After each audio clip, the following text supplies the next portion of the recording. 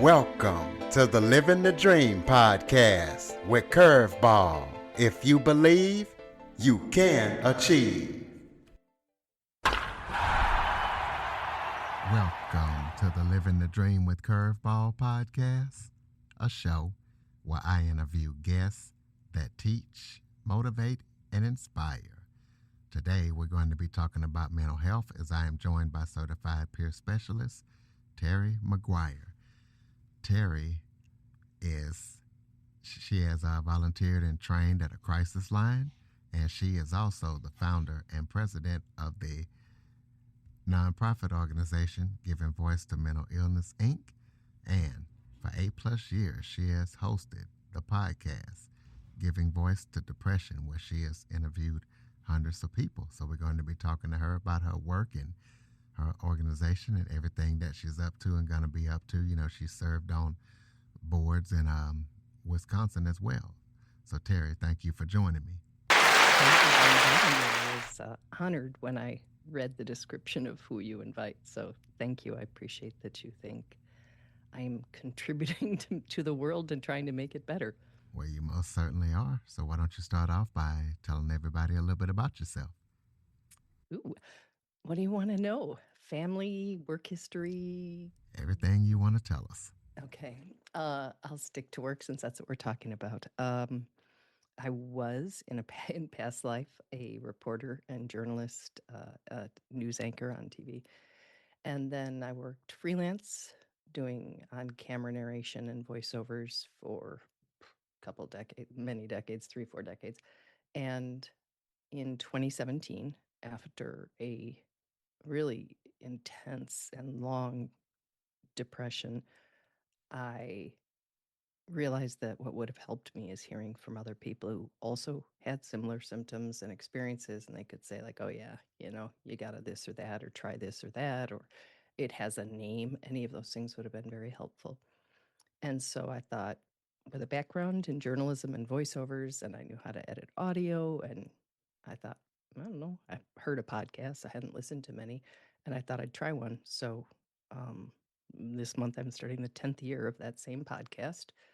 Next month will be the 500th episode. And I've talked to people about their depression and suicidal thoughts and suicidal loss and mental health in general, and then anxiety and bipolar disorder and the things that overlap with depression. And I've been telling stories for, I think I'm up to 46 years now professionally. So I guess that's what I can tell you about me. I'm a storyteller, and I focus on mental health because I think it's very important for people who are feeling disconnected and alone and uniquely flawed to learn that they are not any of those things in reality. Absolutely.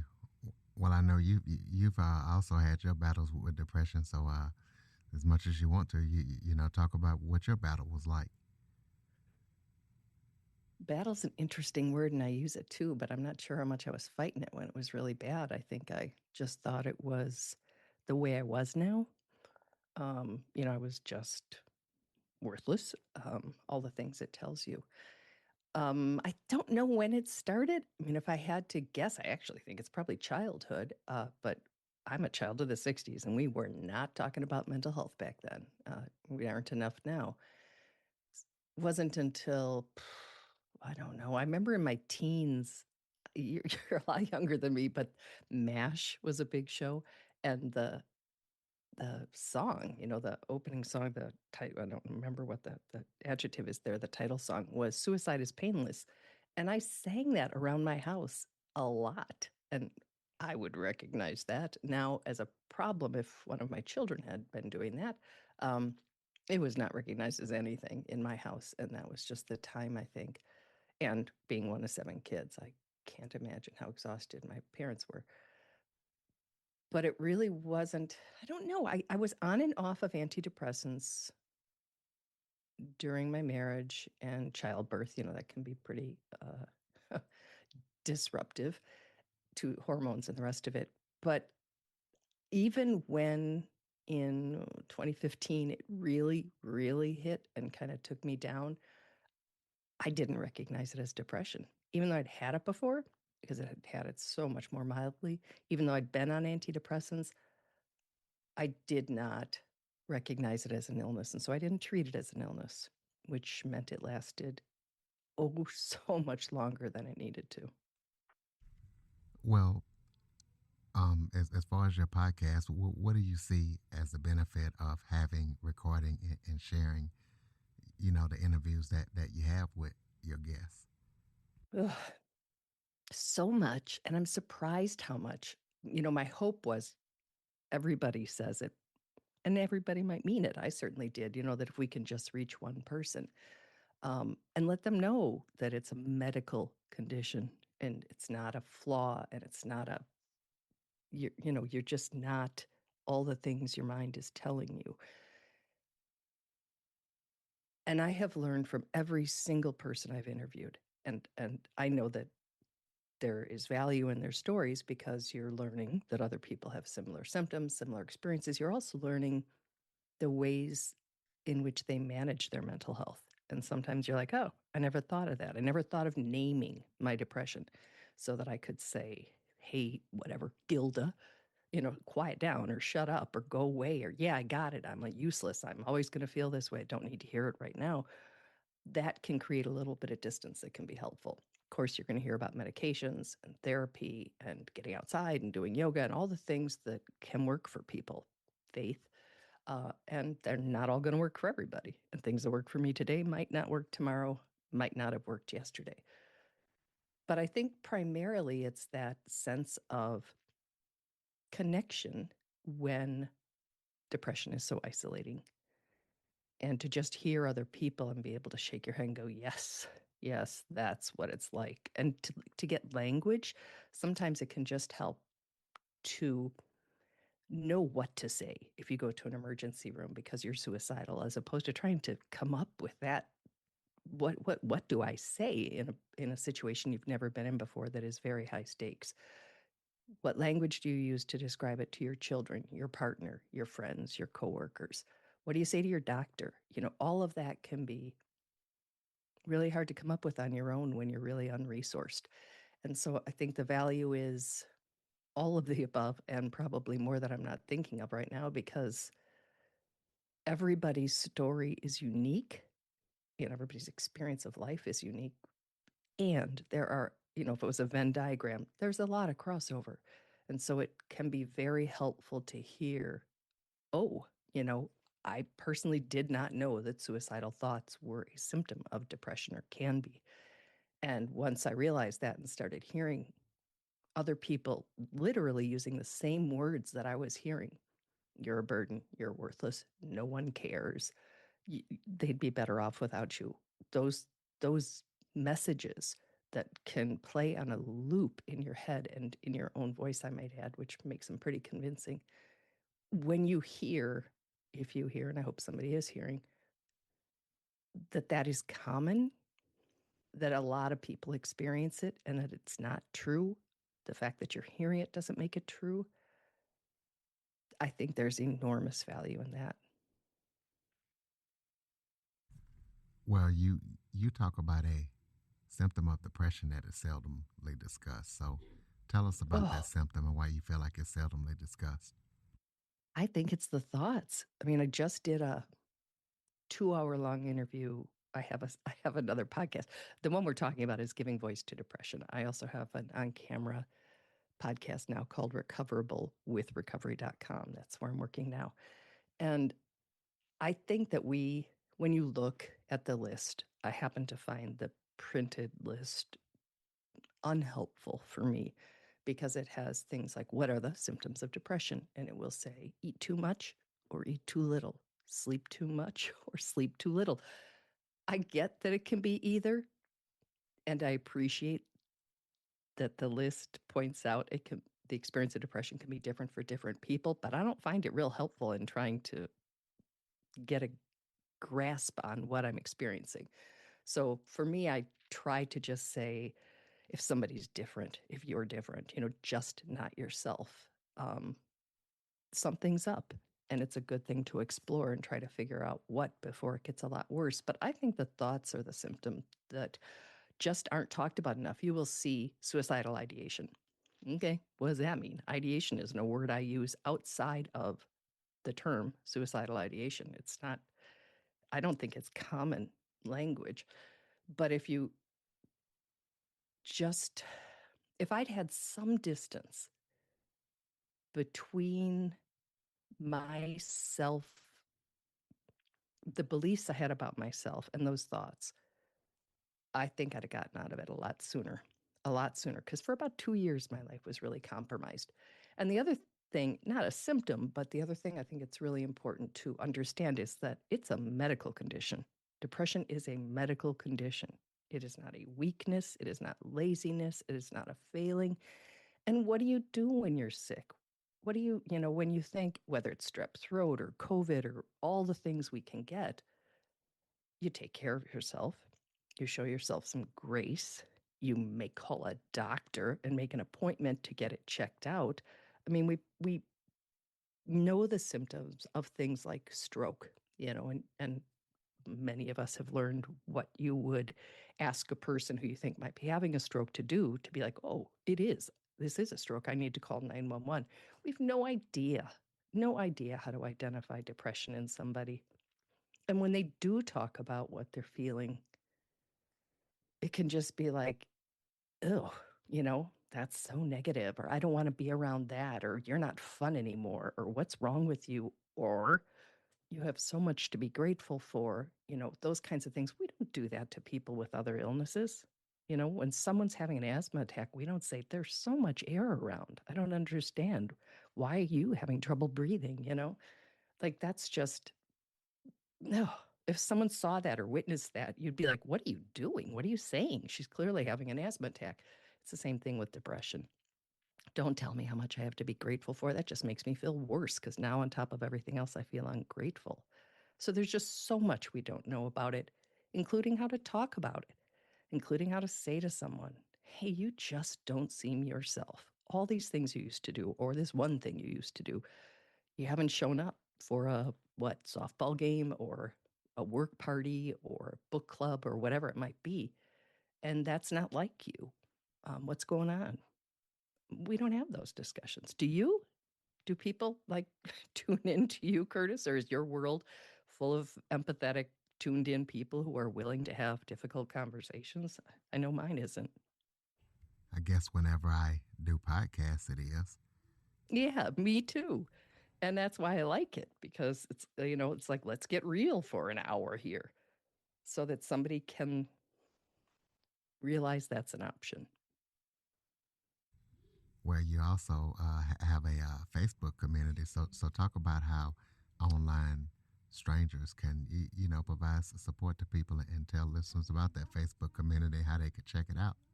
You have done your homework. It's just called Giving Voice to Depression. There are more than 19,000 people, and I know that there are bigger groups, but it's a pretty intense thing. It's pretty cool.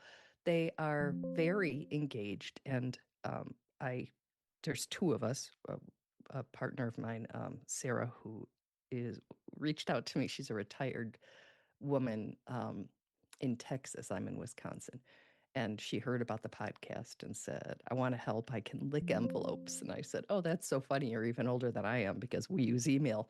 But now what she is the social media manager, essentially. And we respond to every person who shares a post or comments. And it might just be an emoji, but it's often more than that. And it's just a place where people can feel understood. And we take quotes every day we post and have for, gosh, 9 full years. We'll take quotes from the interview of the guest from that week just to let the guest, which is 99% people with depression, know that their story and their words matter, and that we really heard them, and that we think they have value. We want to get them out into the world. And for the people who are seeing them, if they didn't listen to the episode, they can at least get some nuggets of truth, somebody else's experience and perspective. And there have been times when somebody has posted that they were really, I never know what words to use because I don't want to trigger anybody, but very near an edge. And I have asked, hey, I'll say Patty, can I ask the community for support? Because it's a community. It really is. And this example will tell you why I think so, believe so. And if she said yes, which they usually do, I'll say, hey, everybody, Patty's really having a rough time. She's believing depression's lies. We've all been there. Let's show her some love. And things have changed over the years. Algorithms have changed and Facebook has changed. But in the day, there would be hundreds of people who would respond. Now it's dozens, but it's still a lot. And if you are hearing or reading, hey, Curtis, I've been there, it's hold on, there is an other side.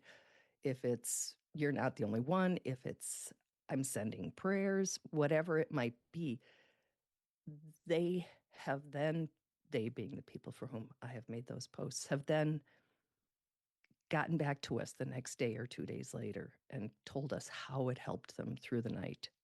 And it may have been that, they were crying. Not that that's the hallmark of depression. Not everybody looks like that when they have it. But, when they would tune back in or stop crying or wake up or whatever it was and check, there were more. And there were more things using their name and telling them that they mattered. And sometimes it's like animated hugs or little things that you would think are just too simple to matter. But we've had people tell us that when they're crying, they can't read the posts. And so seeing those, the hearts being blown at them or whatever, really comforted them. And that's a great example of social media's power being used for good, because we know all the ways it can be negative. And if people who are hurting are feeling connected and supported by a really very small effort on the supporter's part. You may be just clicking the heart button. You may be doing that emoji. You may be saying, hold on, it gets better. It doesn't take a huge investment of time or energy to make a huge difference for someone who's struggling. And in my mind, this is all upstream suicide prevention. Did What? that answer your question? Absolutely. Good. So tell us about your nonprofit organization. You know what you guys do and why you decided to start it. Let's take a quick break. In Kansas, blind vending operators are vanishing without a trace. No bodies, no witnesses, only silence. Detective Michael Miguel thought he had seen everything, but this case pulls him into something far darker. A web of institutional corruption so deep it was never meant to be uncovered. When vulnerable blind people disappear and bureaucracies close ranks, one question remains: who will fight for justice? As Miguel digs deeper, he uncovers a conspiracy reaching the highest levels of power, a system that exploits the very people it was designed to protect. The truth is buried in paperwork, hidden behind closed doors, guarded by those who have everything to lose. Some conspiracies hide in plain sight. This one hides in the dark. Iron Cane Media presents The Blind Conspiracy, written by Mikhail Battles Sr., available now on Amazon. I will tell you about it, but I have to start by saying that I dissolved it at the end of last year because I started working for recovery.com, which is sort of like a Yelp for people who are looking for treatment options for mental health conditions or addictions. So it was called Giving Voice to Mental Illness. And I started it because I had no money to start a podcast. And, I had just crawled out of a 2-year depression.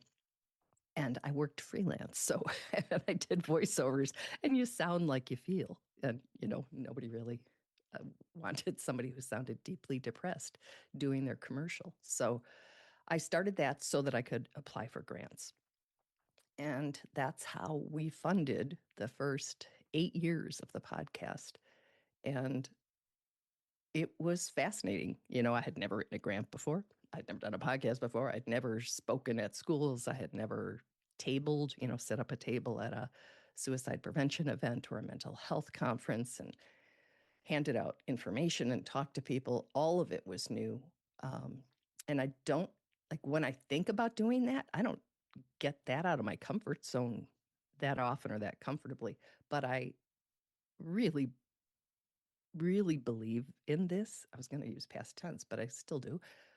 And so that made it's a mission. It just is. It became so much more than a podcast or a job for me. And so that's why I'm still doing it. But the nonprofit has been dissolved after 8 years. All right. Well, it didn't say that in your bio, so I'm sorry. no problem. Let's talk about, you also worked, trained and volunteered at a crisis line. So Oh, I did. talk to listeners about that and what that experience was like. I will. It was a local hotline. I want to first say 988 if you're in the US. I think Canada has the same number. But it is so important to have that in your back pocket or up your sleeve or whatever metaphor you want to use, because there are times we're in crisis. And I put that in quotes because we define what a crisis is.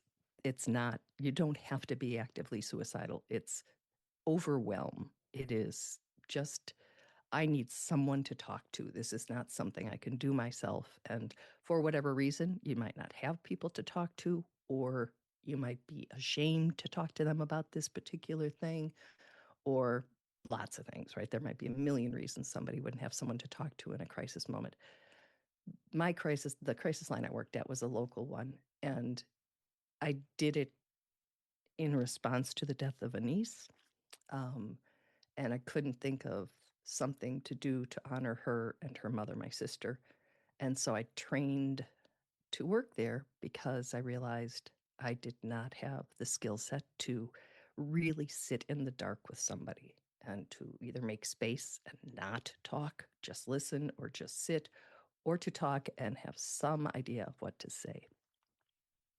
So that's what I did. And it was very interesting. I was so afraid. I was so afraid. After you do the training, you sit beside another listener and listen to them and learn from them. And then eventually you start taking the calls yourself. And whatever time period you're supposed to just watch, I extended over and over and over because I was so afraid to answer that call and have someone tell me they were suicidal. And you ask each caller, are you suicidal? And that's a hard question to ask if you haven't asked it before. I have to tell you, it gets easier. And it does not put the idea in people's head. That's a misconception. It is, if you're not, you're not. And if you are, that question can give you permission to say it. I think of it as letting air out of a balloon that's about to pop. It's like, oh my God, I can finally say it. And I learned a lot. I learned a lot in the training. I learned a lot talking to people. In response to that question, there was one woman who would always say, yes, I am. But then the follow-up questions, and she'd say, no, not tonight, dear, not tonight. I was like, okay. So, I had never had that conversation. I had never asked that question. And interestingly, I ended up stopping working there because my depression got so bad that I went in and just said, hey, I think at this point I qualify as a caller. I should be calling this line, not answering. And that was sort of the beginning of that really long, dark, deep depression. And I just could not be taking those calls while I was in it. But I'm so grateful that those lines exist locally and nationally because they help a lot of people. And the research shows that even weeks later, when they check on someone, they're still in a better place than they were when they called. Well, talk about some of the signs that a person who is trying to help somebody that might need support. What are some of the signs that they can know that this person is struggling and needs some support? there are tons of lists online, and some of the things that come to mind are like if someone's giving away their treasured things. But for me, I really focus on someone's, air quotes, not themselves. And that's easier for me because I don't remember lists very well, and because I'm more likely to notice that. And it's just somebody's, oh gosh, we think of depression as Eeyore. You think somebody's just crying. They're just sad, and you could tell they're just sad. But some people get really aggressive and angry. And, if somebody's making gestures over here, I'm so glad this is audio only. If someone is gesturing at you on the road, I don't think many of us have the grace in our hearts to say like, I hope that person isn't suffering. I hope they're not really hurting and struggling right now. I think you think jerk. But for many people, that can be an expression of depression. I'm trying to think of some other ones because I distracted myself with that message. Some people are really flat. That's what I have. I just have the nothing. I don't feel anything. And I feel like I'm almost like, if you take a walk at night and you can look, you see, I'm not in a pervy way, but look into somebody's house, you see the lights on. That's how I feel like I'm experiencing my own life. Like I'm in the dark outside and I can see what's supposed to be my life in there. So that's another expression of it. And there's plenty of sadness as well. And I interviewed a woman the other day who described her depression as a welcomed weighted blanket. She welcomed it in a way because she so wanted to check out, and that allowed her to.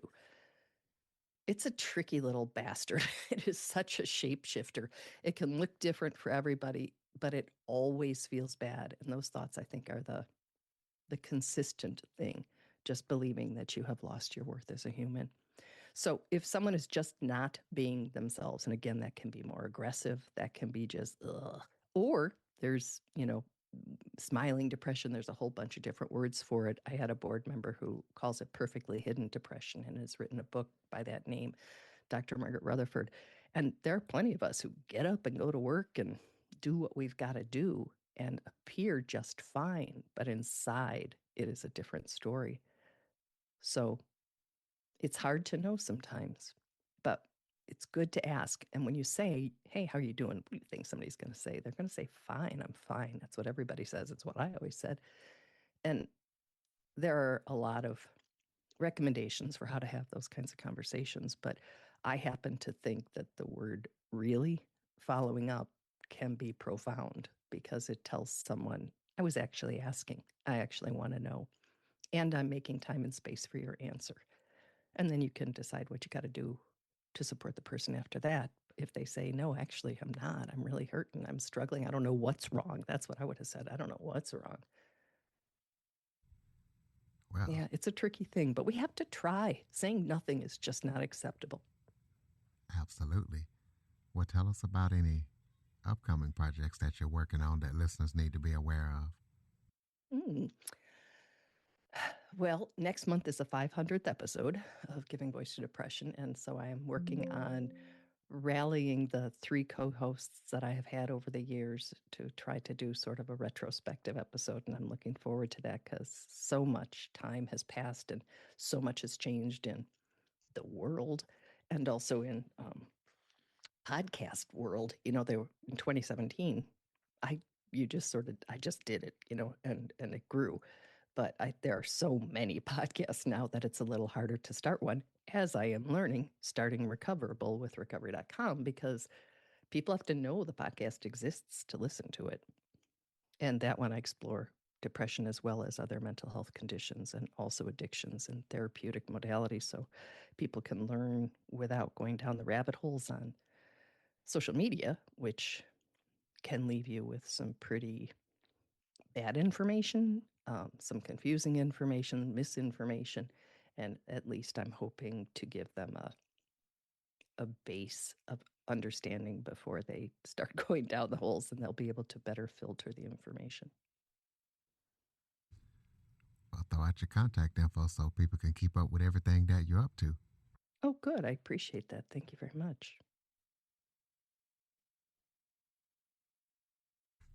Oh, you asked me for it. I'm sorry. I thought you said you have it. I'm so sorry. Recovery.com/podcasts will show you Recoverable and Giving Voice to Depression. But they're also available on Spotify, Apple, all the podcast players, all the big ones and little ones as well. Sorry about that. Okay, we'll close us out with some final thoughts. Maybe if that was something I forgot to talk about that you would like to touch on, or any final thoughts you have for the listeners. I just want people to understand that depression is a medical condition, that if you have it or someone in your circle or world does, that you need to approach it that way and not wait for it to get better, not convince yourself you somehow deserve it because you're such a lousy human being. It can be treated. For me, that included therapy and meds. And I know people hate the word meds. I always say you either swear by them or you swear at their mention. I needed it to get out of the hole, to put a floor beneath my feet, and then I could do the other things that people say help them. I'm not a when I get depressed, yoga changes that kind of gal. If I don't notice my early warning signs, I can sink far. And so that's when I will call a doctor. That is when I will call a psychiatrist to make an appointment and also get myself in therapy or increase the amount of times I'm in therapy if I'm already seeing someone. And all that can sound privileged, and all of it is if you don't have access to those things. There are also the hotlines, 988, where you can call and say what's going on and what resources can they connect you with, what do they know of. There are online support groups, Giving Voice to Depressions, Facebook page. You say you're struggling, Sarah or I are going to respond to you at some point, sooner than later, because we're there all day and night. So there are a lot of resources out there. I encourage people to look them up, and I encourage people to just learn about depression, what it is and what it isn't, that being a weakness or a flaw. And that will allow them to show both themselves and anybody else who might have it in their lives a little grace and know how to support them. All right, ladies and gentlemen, recovery.com/podcast.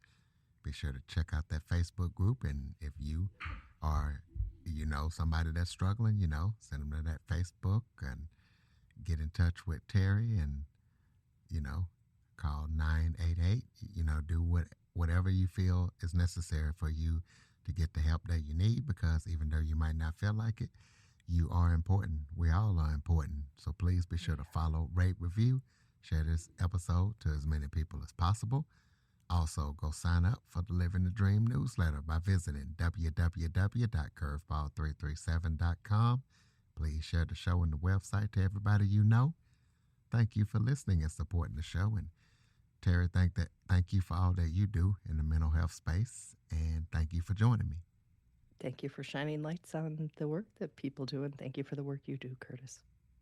For more information on the Living the Dream with Curveball podcast, visit www.curveball337.com.